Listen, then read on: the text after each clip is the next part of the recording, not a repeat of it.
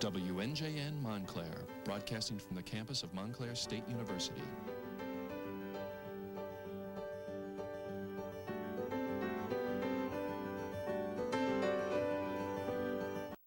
It's election eve in New Jersey. The airwaves are filled with last-minute TV spots while campaign workers are dropping literature at voters' doors.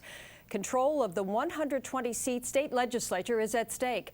Right now, Democrats hold a 22-18 advantage over Republicans in the Senate and have a 50-30 majority in the Assembly.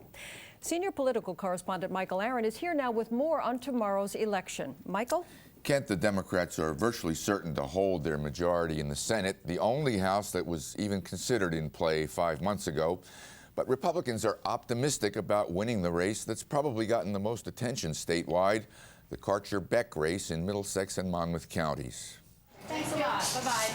Don't count Senator Ellen Karcher out just yet. That was the word from her campaign today.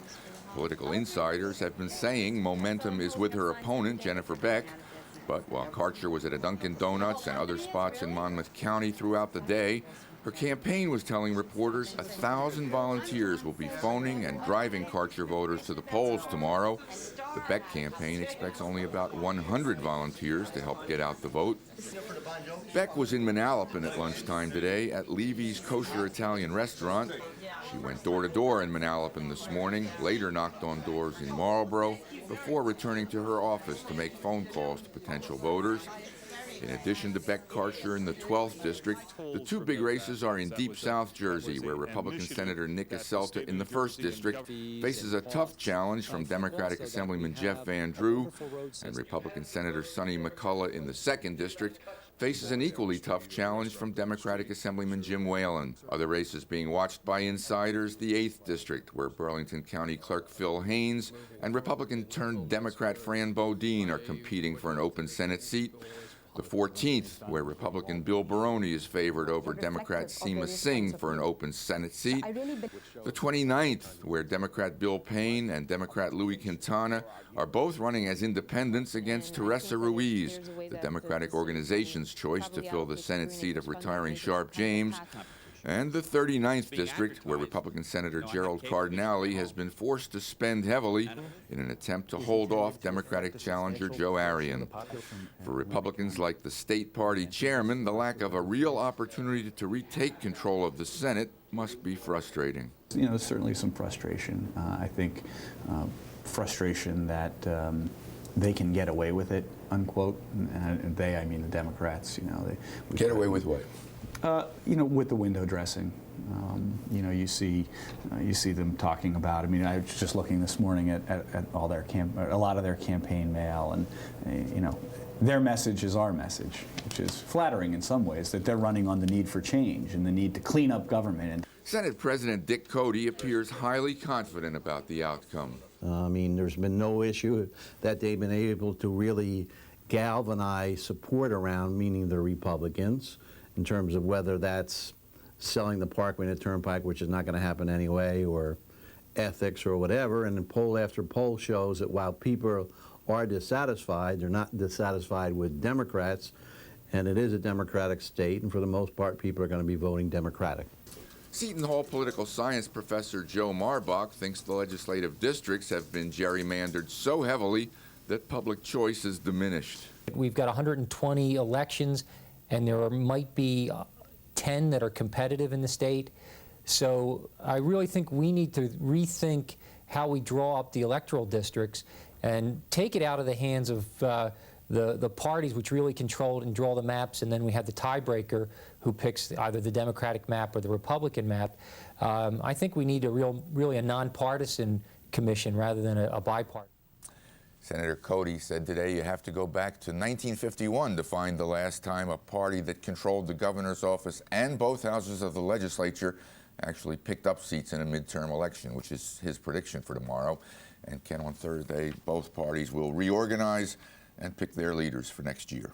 And Michael, of course, in addition to lawmakers, voters will also decide if the state should borrow $650 million.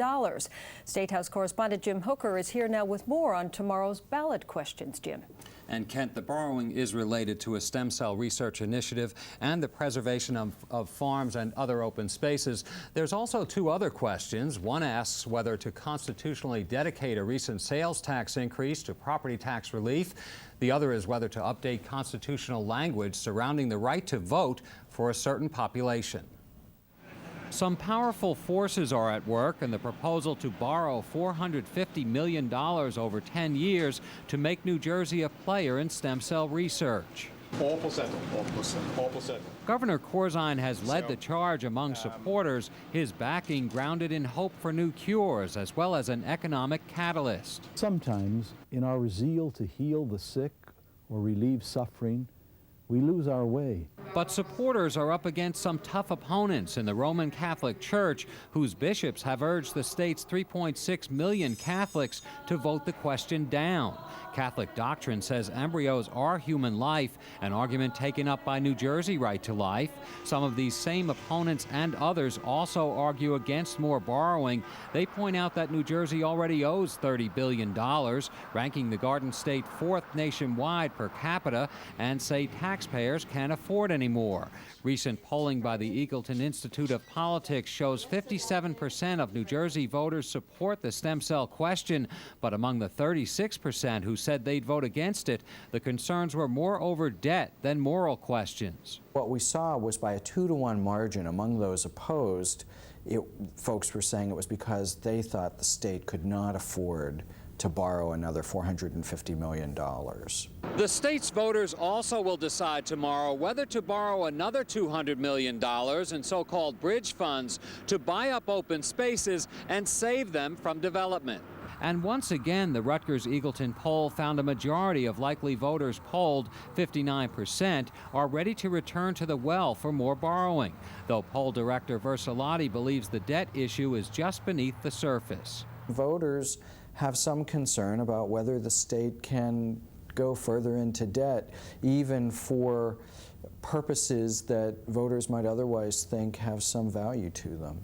They don't seem to have as much concern over seeing the other half-cent of the penny sales tax increase from just over a year ago returned to them in property tax rebates, even though the governor has made recent pronouncements about a $3.5 billion hole for next year's budget. The League of Women Voters opposes this ballot question because they feel it's not good governance, and yet it is the most popular of the 3 ballot questions. Now, why is that?